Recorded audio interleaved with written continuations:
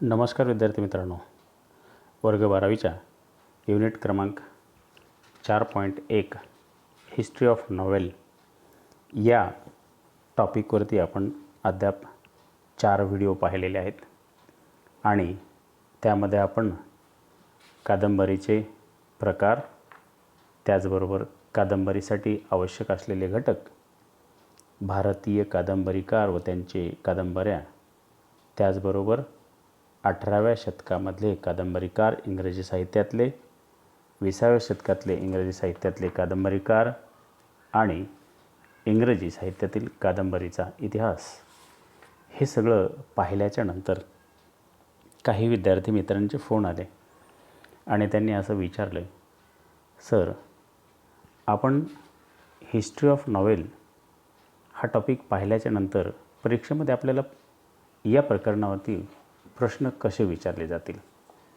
विद्यार्थी मित्रांनो, नवीन पॅटर्ननुसार या ठिकाणी एक वेगळ्या पद्धतीने प्रश्न विचारले जाणार आहेत आणि यासाठी या व्हिडिओमध्ये आपण हिस्ट्री ऑफ नॉवेलवरती ब्रेनस्टॉर्मिंगचे जे क्वेश्चन तुम्हाला दिलेले आहेत 12वीच्या टेक्स्टबुकमध्ये पेज क्रमांक 177मध्ये बघा, तुम्हाला हे प्रश्न दिलेले आहेत आणि परीक्षेमध्ये मग कसे प्रश्न विचारले जातील, आपण ते कशा पद्धतीने सोडवायचे याविषयीसुद्धा इथे आपण चर्चा करणार आहोत.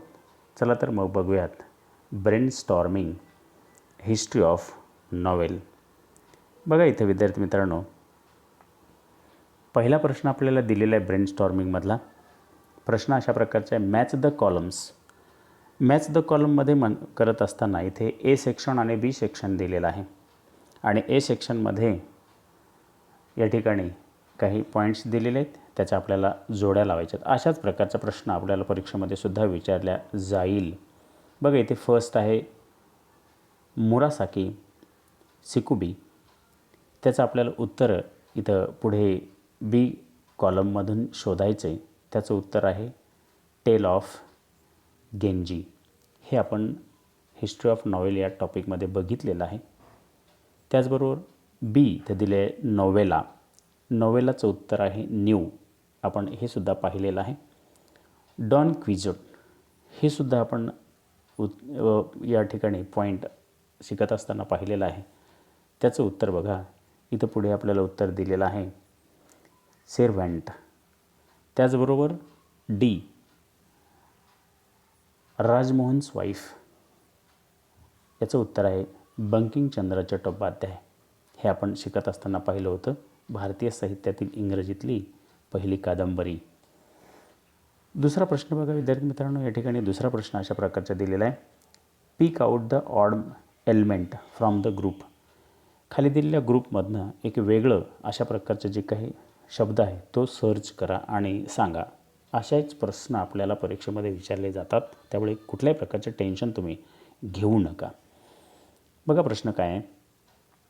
प्रश्न दिलेला आहे, पहिला प्रश्न आहे, अरुण जोशी, विक्रम सेठ, ग्रहम ग्रीन आणि किरण नगरकर यामध्ये एक वेगळं काय आहे, वेगळं नाव कोणतं आहे. तर बघा या ठिकाणी उत्तर पाहत असताना इथं मी उत्तर दिलेलं आहे. वेगळं नाव आहे ग्रहम ग्रीन. ग्रहम ग्रीन हे जे काय होते ते इंग्लिश नॉवेलिस्ट होते आणि बाकीचे जे आहेत ते इंडियन नॉवेलिस्ट आहेत. पुढचा प्रश्न बघा, place, period, theme, climate, lifestyle यामध्ये वेगळं काय आहे. बघा या ठिकाणी इथं वेगळं स्पष्टपणे आपल्याला दिसेल, क्लायमेट हे वेगळं आहे म्हणजे हवामान. त्यानंतर पुढचा प्रश्न बघा, थीम, प्लॉट, कॅरेक्टर, नॉवेला यामध्ये काय वेगळं आहे. इथं नॉवेला वेगळा आहे. नॉवेला का वेगळा आहे तर थीम, प्लॉट, कॅरेक्टर हे कादंबरीचे आवश्यक घटक आहेत आणि नॉवेला हे कादंबरी आहे. न्यू त्याला शब्द आपण पाठीमागे बघितलेला सुद्धा आहे. नॉवेला जो शब्द आहे तो इटालियन ओरिजिन वर्ड अशा प्रकारचा शब्द आहे तो.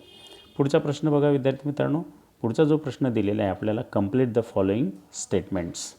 फॉलोइंग स्टेटमेंट करत असताना बघा इथे काय दिलं आहे, एक वर्ड, एक स्टेटमेंट दिलेलं आहे आणि ते स्टेटमेंट आपल्याला पूर्ण करायचे.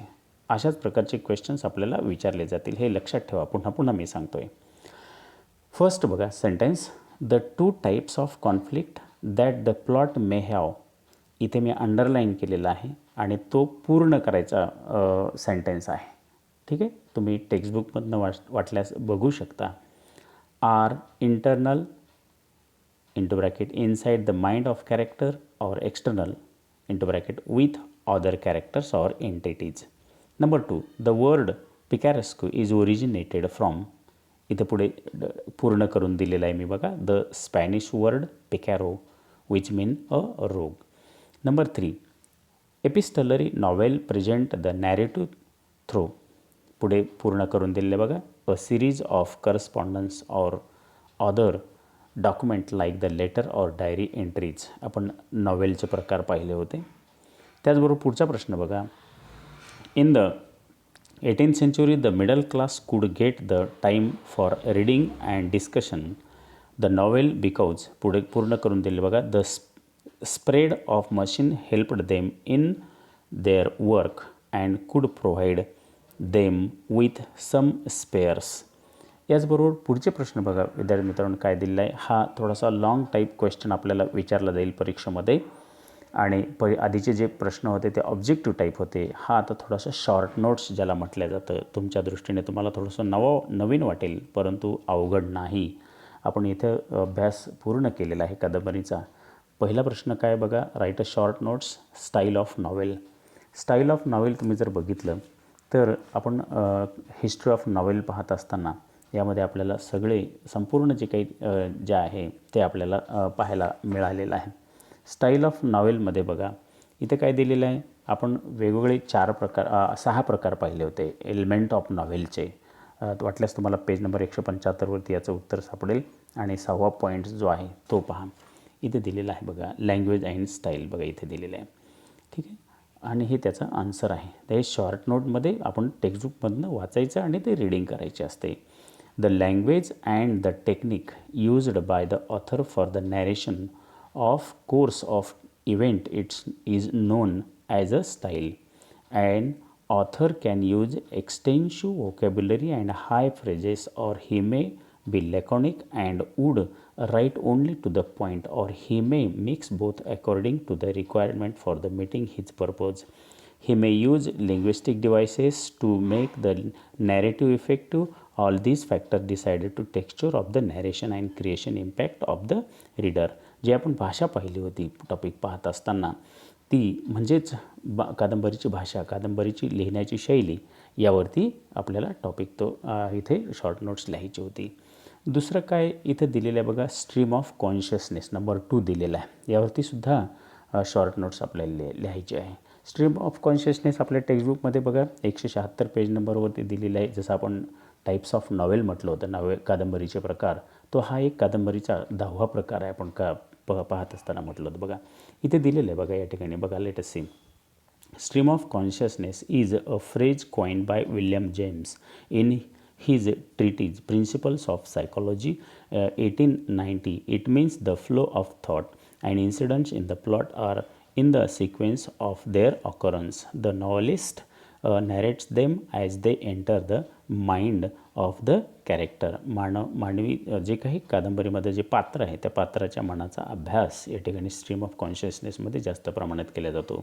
नंबर 3चं शॉर्ट नोट्स कशावरती लिहायचे बघा, नॉवेला यावरती नंबर 3चं या ठिकाणी लिहायचं आणि 175 पेज नंबरवरती आपल्याला ते सुद्धा उत्तर दिलेलं आहे बघा इथे शॉर्ट नोट्समध्ये.